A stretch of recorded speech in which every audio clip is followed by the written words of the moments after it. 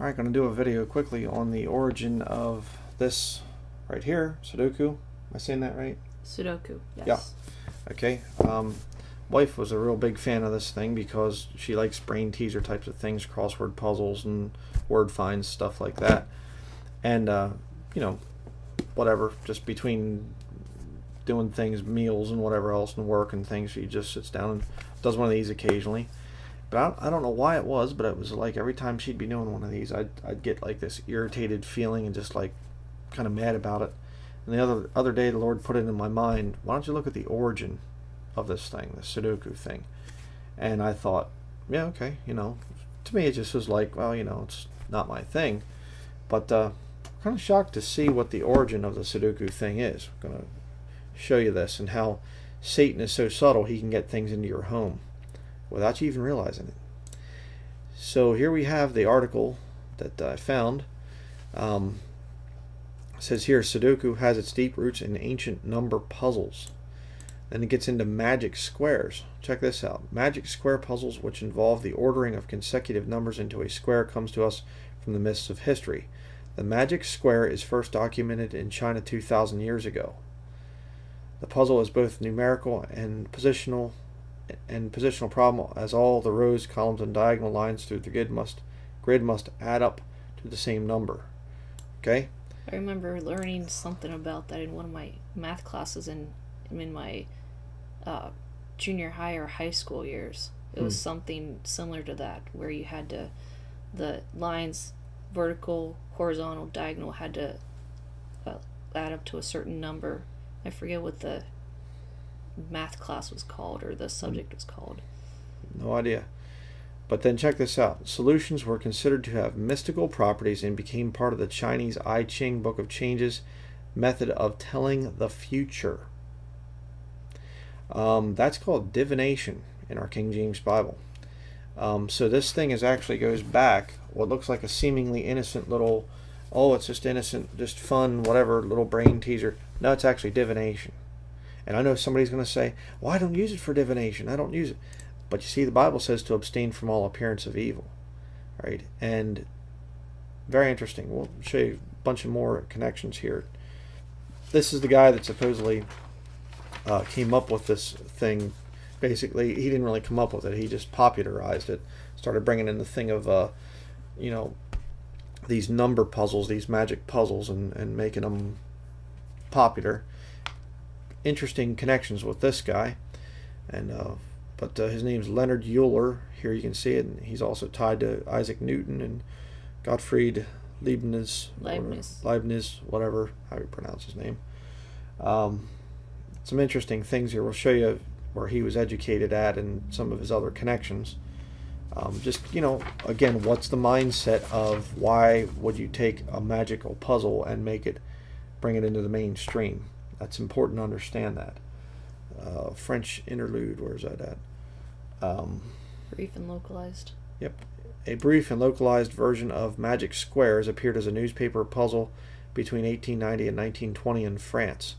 That's very interesting because I remember growing up, the Lancaster New Era, Lancaster County, Pennsylvania, where I grew up at, they would have Sudoku puzzles right beside the horoscope. And I used to always think that's, you know, horoscope I know is bad, but, you know, Sudoku, I just didn't really think much of it. It's actually divination. So is that it for this article? One more section. Sudoku characters. If you know. Yeah, it says here, if you know the Japanese language, you may know that the Sudoku characters are actually ones that originated from Chinese.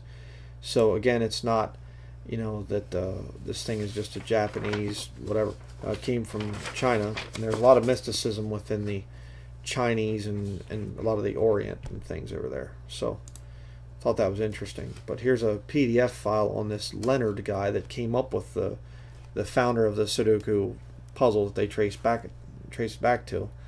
It says here, in October of 1720, at the age of 13, not unusual at the time, Leonard enrolled at the University of Basel, first at the philosophical faculty, where he took the freshman courses on elementary mathematics given by Johann Bernoulli, younger brother of the now deceased Jacob.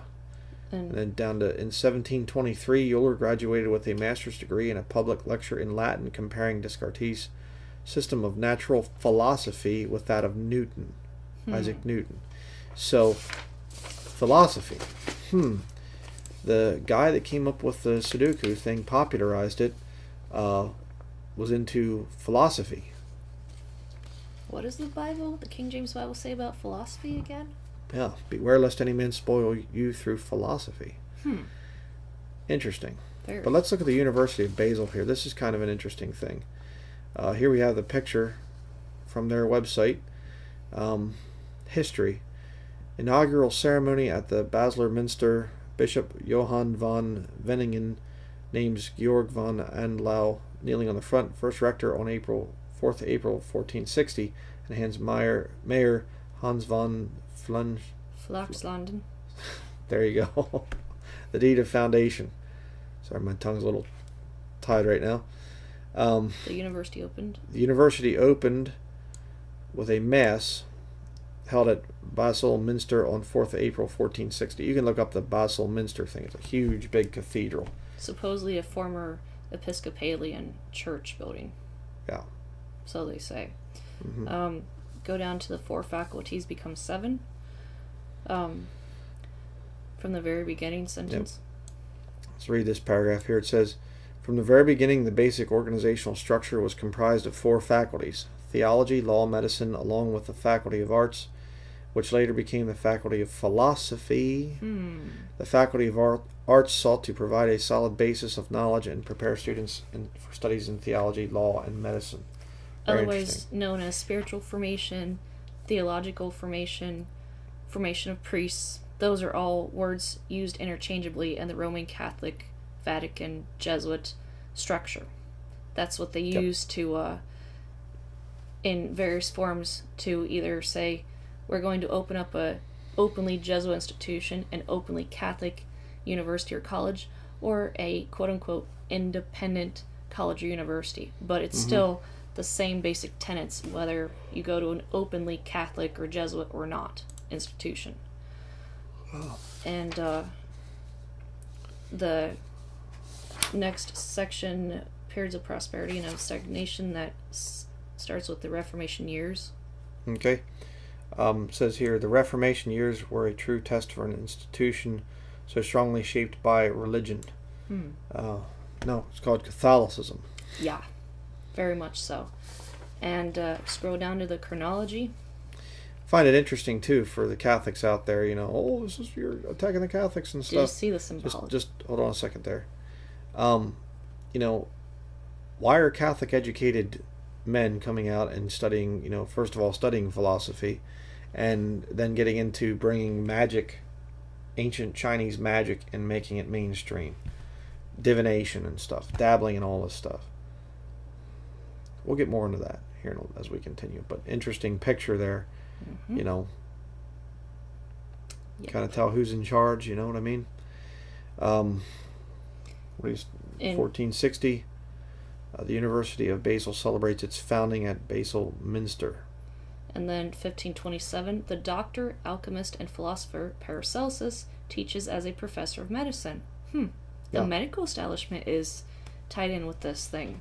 But this doesn't make any sense, because how could you have a doctor, somebody into alchemy, which later is the pharmaceutical industry basically, and a philosopher? Those are all just, they don't line up, do they? No, never. They wouldn't do such a thing. That wouldn't be Catholic. I mean, that scientific. Yes. There you go. Yeah. And if you think the modern medical establishment is part of real science, you're deceived. Yeah. It's not. This is another reason why you don't trust the academic institutions. You don't trust your quote-unquote medical doctor. Yeah. Understanding here, please, because I know some people are going to be like, you two are nuts. Well, we are, but, in this area, just listen for a minute.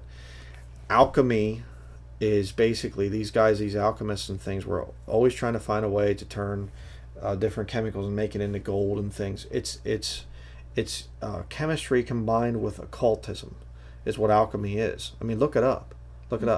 And these philosophers and things like that, again, are basically Luciferians. They'll get into all this other stuff to try and explain away the Bible and things. Yep. So interesting. But what are we doing now? In 1590, expansion of the university library with the addition of 2,700 books from the former cloister libraries.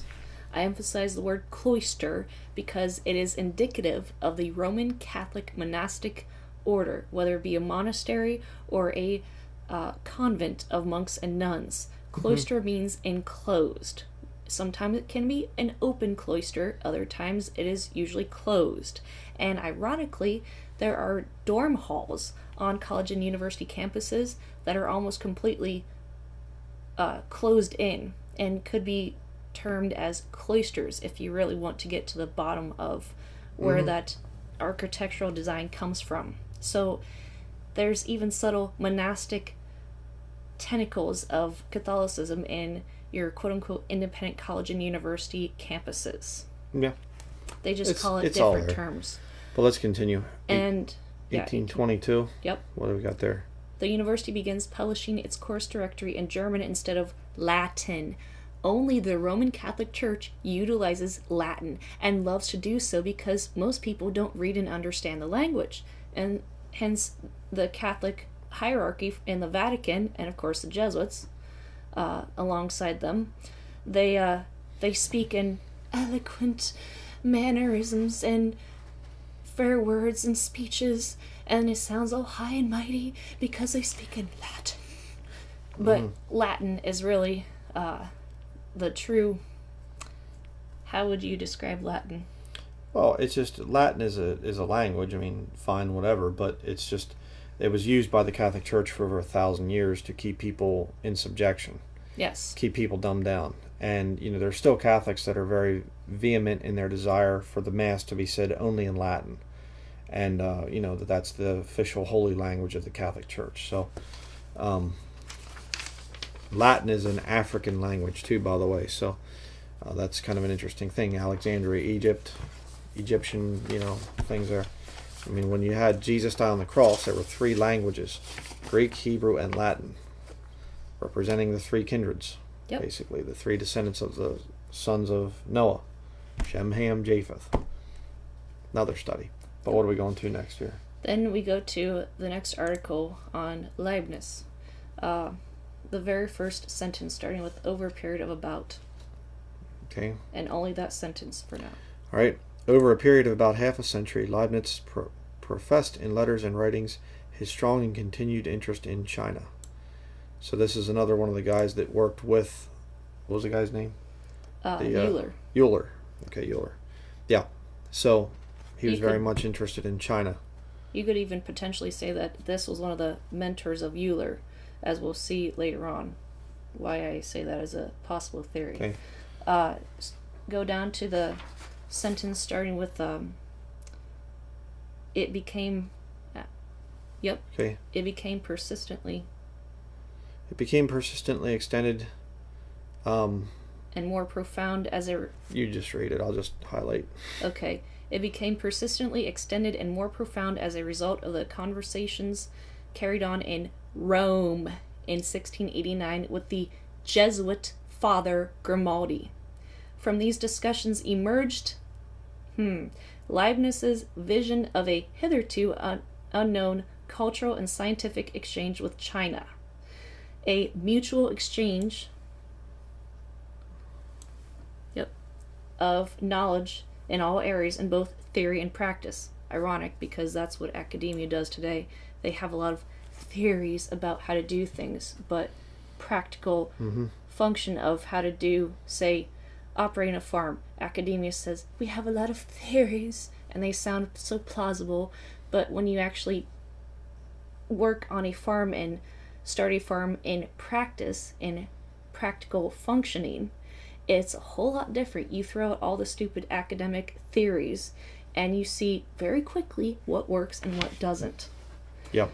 And then this vision of China, right here, that sentence, revealed in the foreword to the Novissima Sinica, is for Leibniz and Europe attributable to the Jesuit missionaries in China who at the time provided the most reliable accounts of China in letters, reports, and books.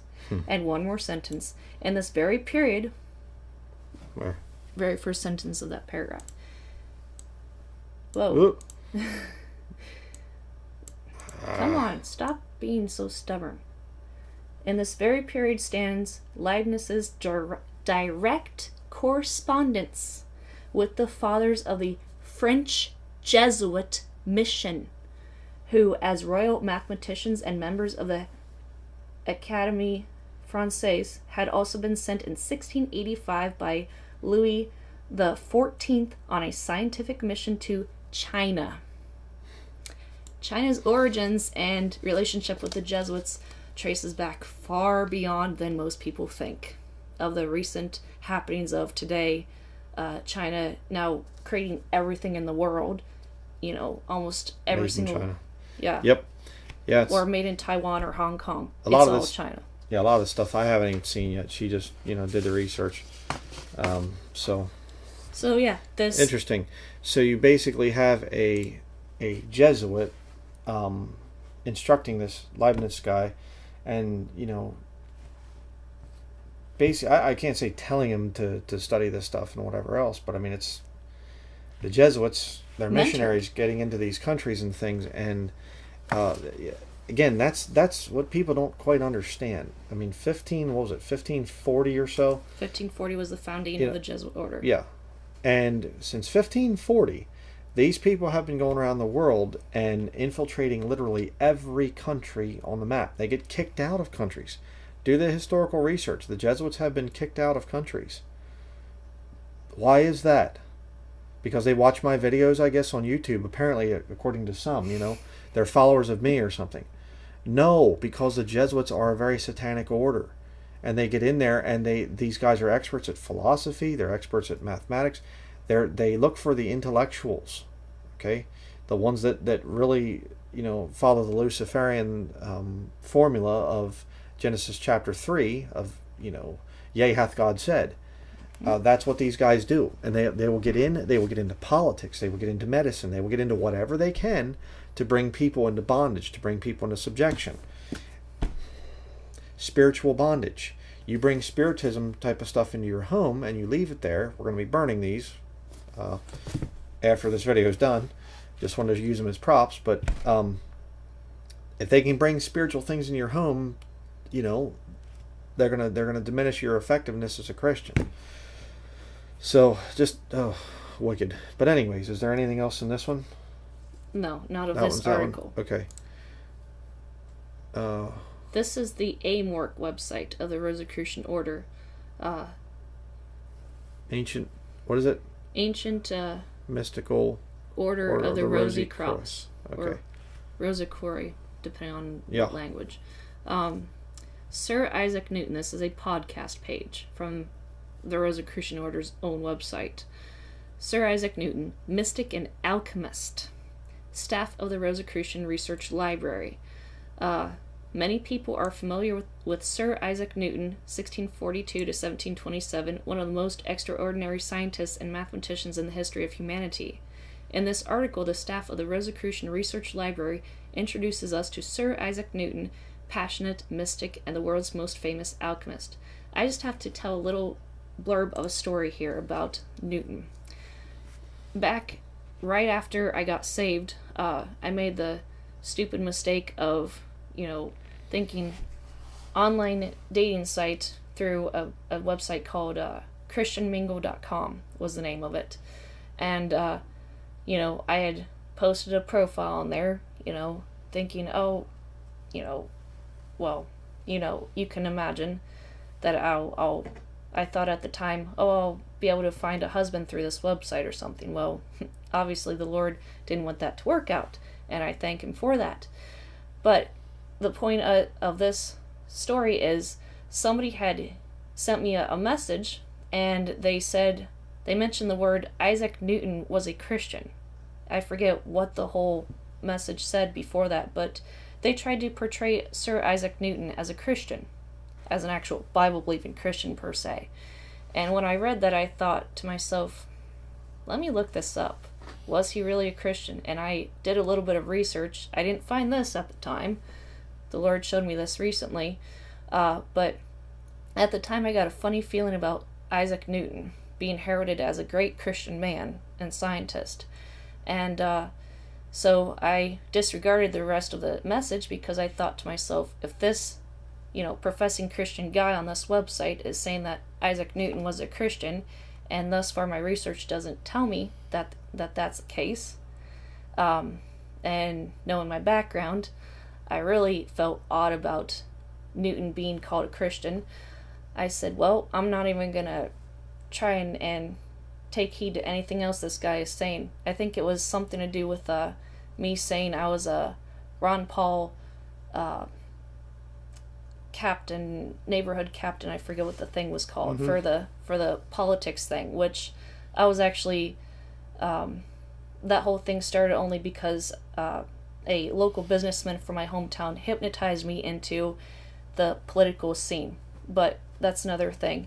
And so I pretty much thought, well, I'm gonna be very, very careful about who I listen to for advice or what they say, because if they're calling Newton a quote-unquote Christian and he doesn't sound like it, then what else are they going to try and, lead me astray on? So right after the Lord saved me, I got a funny feeling about Newton supposedly being a Christian. And obviously he's not, because the Rosicrucian Order's own website states he was a Rosicrucian and alchemist. Yeah, both occult things. Yes. And but the next tab also goes into more detail. And scroll down to Crossing the Atlantic section. And, some of this stuff I don't recommend reading. Okay, I'm not going to be putting links to any of this stuff. What is it? But this is very key. Crossing the Atlantic? History, yes. Throughout history. Throughout history, no, that's not the one. That one. Throughout history, a number of prominent persons in the fields of science and the arts have been associated with the Rosicrucian movement, such as Da Vinci, Cornelius Heinrich, Agrippa, Paracelsus, Francois Rabelais, Teresa of Avila, John of the Cross, Francis Bacon, Robert Flood, Jacob Bem, and... Yeah, you can read the whole list. It doesn't matter. Pascal, like Pascal's triangle that you're taught in your mathematics classes in public schooling and college and university stuff. Baruch Spinoza, I think that guy was a Jesuit if I'm not mistaken. Isaac Newton, Gottfried Wilhelm Leibniz, Benjamin Franklin, Thomas Jefferson, and the rest of the bunch there. But yeah, check that out. Newton and Leibniz are both Rosicrucians from the Rosicrucians' own website. And I thought this was rather telling. Yep. And they had a hand in bringing the Sudoku thing to be. So that's why we're even talking about this. Yes. But next one? Yes. Okay. And this is rather telling. This is, again, the guy, Leonard Euler, from the article, the main guy. Supposedly created the Sudoku puzzle. In 1740, this sentence, Leonard Euler's accomplishments were growing and his reputation increasing, especially in France, where his Mechanics of the Science of Motion set forth analytically received a highly favorable review in the influential Parisian Jesuit journal. Whatever. Right, I don't speak French. And he won his third consecutive annual Prix de Paris. Interesting. Yeah. And he won this Prix de Paris prize along with 3 others, including a Jesuit mathematician, Antoine Cavalieri. Have to wonder if the other 3 were also the other 2 that Bernoulli and Colin McLaren have some Jesuit ties. I didn't look that up, but you have to wonder. And so that's from the Leonard Euler Mathematical Genius and the Enlightenment book, as you can see. And the next book, The Early Mathematics of Leonard Euler. In 1740, he was asked to cast a horoscope for the young Prince Ivan. Interesting. Sudoku tied in with horoscopes. And on down to Euler won a 1/4 share of the Paris Prize on the ebb and flow of the tides, sharing the prize with Daniel Bernoulli, Colin McLaren, and Jesuit mathematician Antoine Cavalieri. Interesting. Then, so that's another book that says that he worked with Jesuit mathematicians and Jesuits in bringing about his ideas and theories. This is a book called The Jesuit Contribution to Science, a History. And it talks about how Newton and Leibniz had a hand in creating differential and integral calculus, which was used by Leonard Euler in his work. And yep, and again you can see we're not going to read all this, but you can see the Jesuit connections here and here. Yes. To Leonard Euler. Yes. And the last one, Puzzles Galore. This is rather telling. This is the back of a book called Puzzles Galore, Volume 1, Sudoku and Sudoku-like Puzzles. The Portuguese Jesuit missionaries right here brought the game to India, where it was enjoyed in the harem of the great Mughal. So, again, the Jesuit missionaries traveled around the world bringing this divination-based occultic game under the guise of Sudoku, in its modern-day term. The Jesuit missionaries loved to spread this game around because it sounds so innocent, and I started playing brain teasers like Sudoku as a lost woman many years ago as a way to just kind of, if I was stuck on a problem, a math problem or something, I would play a brain teaser for a few minutes and then go back to my work and figure out, oh, okay, that's where I went wrong. Things like that. Mm-hmm. And never knowing, up until the Lord recently showed us a few days ago, never knowing just how occultic this game is. And it sounds so innocent. And trust me, I've gone through all the little reasonings of, oh, but it's fun. I'm not keeping that satanic book in this house. I'm burning it. Mm-hmm. And I hope you will do the same thing if you have this innocently in your home. It's a doorway for the devil to use and to get in your home and cause spiritual bondage and divisions and problems in your marriage and in your relationships. And it can Absolutely. Be a hindrance to your prayer requests if you are willfully keeping this book on hand after hearing this video. Mm-hmm. Let me just explain something here, because I know some people are probably going to be like, oh brother, this is you're blowing things out of proportion, the whole deal. One of the things that the Jesuits swear to, they swear total obedience to the Pope, to their black Pope, actually, the superior. Although right now the Pope's a Jesuit as well, so it works out. But and one of the things that they say that they will do is that they will poison enemies of the church. Well, poison, when you think of poison, you think of a chemical. Alchemy, but no tie-ins there. No, never. But here's the thing, and here's what people need to understand. The Jesuits can also poison through other means, and that is spiritual poison. And it doesn't take much. That's why Jesus Christ talked about a little leaven leaveneth the whole lump. And you see, the Jesuits are masters at this thing, where they can get little drops of sin into your life that don't appear like it's that bad. It's not that bad. But they get those little drops, that little bit of leaven, and it just permeates throughout the house, and it messes things up. This is something that you need to get it away. Okay? You need to get away from this stuff. It's bad. So, interesting video. Definitely some tie-ins there we needed to go over that are quite telling. And again, I need to say this, and that is this whole university system. A lot of the math and things like this. Wasn't he involved, this Euler guy, wasn't he involved in the pi formula or whatever? He was involved in a whole bunch of things. That's a whole different story I'm not going to get into. Yeah, he was, again, you're put through public schooling and you're taught about some of this stuff. And I remember the Dewey Decimal System. The guy was like this, I forget, it was a communist or something like this. I mean, it's ridiculous. So many of the great philosophers and great teachers, and Charles Darwin, these people were all God-hating reprobates, is what they were. And you're taught you just have to bow down and worship these people in public school, and it's just like, no, I don't think so. And that's why if you're a Christian, um, and I know some people even before you get saved, like I was a professing Christian all throughout high school, but I wasn't born again until I was 25 years old. Another story, but even as somebody who, you don't hate God and whatever else, you might not be saved, but you're wanting to know about God. There are certain aspects of public schooling and university, especially, where you're just like, something just doesn't sit right with me. It's just, I don't know what it is. It's just something isn't right. I don't like being in this class. I don't like what I'm being taught. I don't like this. Mm-hmm. It's not that you're rejecting truth. You're just like, something feels really wrong here.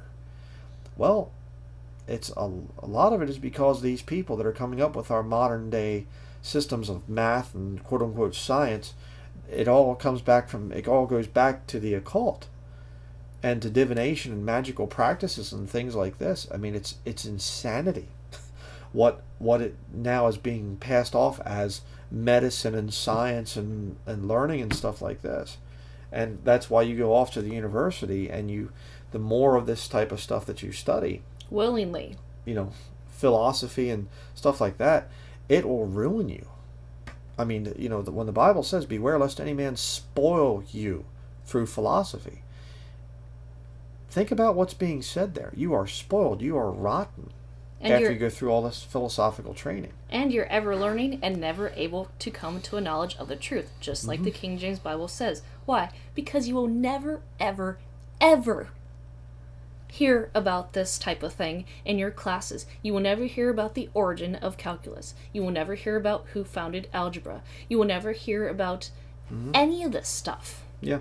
And if you dare question any of it, they'll laugh at you. They'll mock you. And they'll say, they'll threaten you because there was a situation when I was in Boston as a lost woman, because I went through trauma-based mind control, before getting into the academia thing.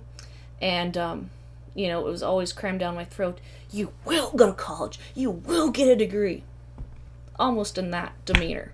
And one day I saw something, I'm not quite sure the details anymore, but something made me very, very angry one day in one of my online classes. And I took a combination of campus-based and online classes at the time in 2011. And one day I got really angry and I just wrote this message in the water cooler area of the online discussion forum through Blackboard. Now it's called something else. And I said something effective, down with the banksters, rebel against the banksters. And boy, you talk about lighting the fires with the instructor, because he put some kind of an ordeal where he told the student that I was like trying to get people to wake up to the truth. That was my unique way at the time of getting people to wake up to the system of academia and who funds academia and the banking system and everything, not knowing back then what the Lord has shown me now. And that caused quite a turmoil and a stir in the class. And the instructor sent me a threatening undertone-based message to basically shut up. So what I'm saying is if you dare to ask certain questions that will reinvent the wheel of the system, so to speak, or overthrow the order of the academic system already in place, they will either threaten you with grade lowerings and grade decreases, or they'll do something to you academically, or they might even, if it's severe enough, just kick you out of the system and railroad you out. And they have creative ways of threatening you. Not outright openly at times, but they will do it in a subtle, politically correct tone. Yeah.